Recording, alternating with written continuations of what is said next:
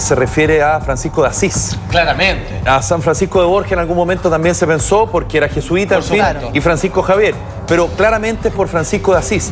Francisco de Asís... En la categoría de santo, digamos. Claro, ¿no? De santo. Tremendo. No solamente desde el punto de vista de la pobreza y la austeridad, sino que también porque fue un gran reformista de la Iglesia.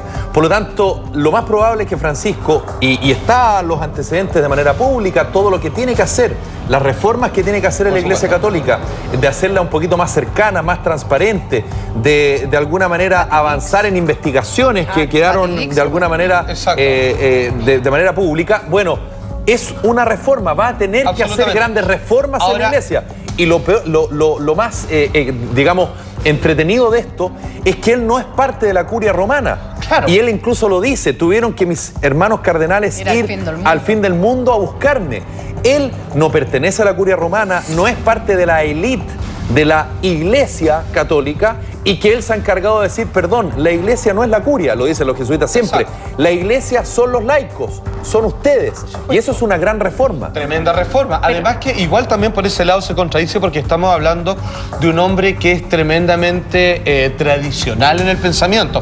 Que de alguna manera yo creo que es lo que le hace falta a la Iglesia. Si la Iglesia quiere sobrevivir, tiene que tener súper claro cuál es su línea editorial. Y obviamente este hombre se ha referido negativamente respecto a la unión homosexual, al aborto y otras cosas, y es tajante el hombre.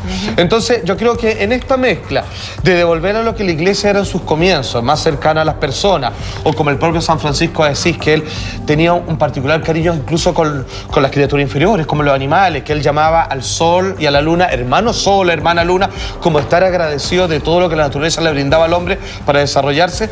Hay una cosa que tiene que balancear entre la Iglesia tradicional, que digamos que no deja pasar ninguna modernidad, pero sin embargo que sea a producto de los fieles quienes construyan la nueva fe. Salfa, ¿se podría interpretar que todas estas profecías hablan del último Papa en el sentido de que va a ser el Papa que va a aplicar una reforma, una quizá actualización de la Iglesia? Sí, de hecho, fíjate que... Un reseteo. Claro, un reseteo. De hecho, que si tú comienzas a juntar... De partida transparentar todo lo que estábamos hablando de los Batilix, que era un tema... Que lo tiene que hacer además. Claro, y que era un tema que salió, que cuando se juntaron los cardenales, algunos cardenales habían exigido transparentar esos datos antes de llegar a la votación. Claro, porque veamos en qué estamos y veamos que hay que reparar urgentemente. Porque hay que recordar que el Papa emérito, Benedicto XVI, él le encarga a 3 cardenales que ellos elaboren el informe que tiene que ser entregado a su sucesor respecto a los antecedentes que aparecen en los Batilix. Bueno, ¿sabes lo que hay ahí? Hay corrupción, hay una lucha de poderes tremendo. Habrían antecedentes respecto a redes de abusos sexuales dentro del Vaticano. Existen, claro, redes de pedofilia, platas ocultas. Entonces son una serie de cosas que este Papa sí o sí va a tener que recoger y va a tener que actuar en una sociedad cada vez más exigente y con una Iglesia Católica cada vez más cuestionada. Pero por eso te digo, o sea, si uno pesca estas profecías y lo hace más literal, la interpretación, uno puede decir, se acaba la Iglesia Católica, pero si uno lo entiende de la manera que tú lo estás explicando, es como ya llegamos a la crisis de la Iglesia y este Papa vendría a ser como el último Papa que reformaría todo. Y de hecho, hace mucho sentido. Y de hecho no se le viene fácil, porque si seguimos leyendo escrituras proféticas, dicen que a este Papa le va a salir otro en el camino. No te digo que van a colocar otro Papa más, sino que le van a hacer la guerra tal como se le hicieron al anterior. O sea, no se le viene fácil. Además que este hombre, por otra parte, si bien tiene que limpiar muchas cosas que están dentro de los informes que los diarios italianos han publicado y que, digamos, tiene una carga de escándalo terrible, este hombre también se le acusan de muchas cosas, entre otros de haberse quedado con plata, de haber colaborado con la dictadura argentina. Con la dictadura argentina, digamos, tuvo que ir ante tribunales sobre el robo de bebés que hubo frente a los detenidos desaparecidos. Directamente, tráfico de bebés. Claro, entonces a mí no me molesta que este hombre diga, bueno, me da culpa, ¿sabes qué? Partamos de cero. Si es que en algún momento la Iglesia, como alguna vez lo hizo con Juan Pablo II y todo, dicen, ¿saben qué?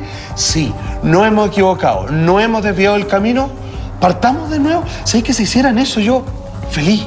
y dijeron, hagamos las cosas bien, paremos el escándalo, cortemos con la corrupción, con los lazos de poder, empezamos a ayudar a la gente y hagamos lo que tiene que hacer la religión, religar, volver a colocar los hilos que nos vuelven a unir con la santidad y la religión. Y por eso yo creo que finalmente los cardenales eligen a un jesuita, que es un hecho inédito, porque el primer jesuita... Que es un intelectual de la iglesia. Absolutamente. Digamos, es un tipo, una biblioteca andante, y al mismo tiempo cuando él se pone Francisco, se coloca la chapa de la misión.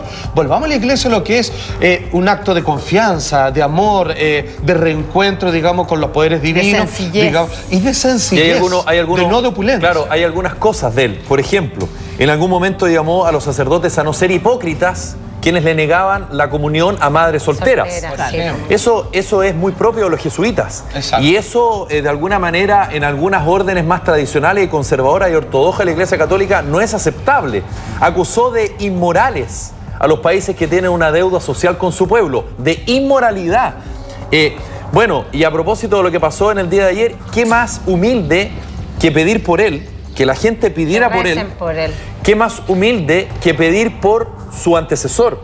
¿Qué más humilde que hoy ir a rezarle a la Virgen e ir hoy a visitar a Benedicto XVI? ¿Qué más humilde que él, que anoche en la comida con los cardenales dijo que Dios los perdone? Exacto. El que Dios los perdone, ¿por qué? ¿Porque me eligieron a mí porque yo no quería ser? ¿O que Dios los perdone porque eligieron realmente a un papa que viene a hacer los cambios? Claro.